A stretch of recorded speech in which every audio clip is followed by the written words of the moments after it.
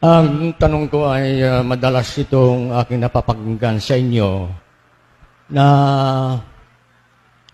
ito raw si Ellen G. White ay founder ng Seventh-day Adventist Church. Ito ba'y totoo? Siya ba'y founder natin? O kailan naitatag ang Iglesia Adventista?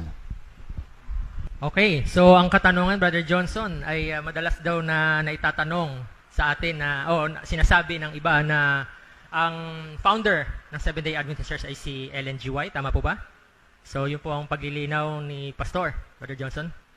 Ayan, manlimit nga naman natin naririnig mga kapatid na si Ellen G. White ang founder ng Seventh-day Adventist. Kaya ang tanong sa atin ngayon, totoo po. Totoo po. Totoo po. Ganito po yan mga kapatid. Ang tawag po kay Ellen White sa ating mga libro, katulad po ng ating book na What People Need to Know na kinapapalooban din ng ating fundamental beliefs ay co-founder. Si Ellen G. White, membro sa Seventh-day Adventist, dili siya pastora, dili siya leader, membro.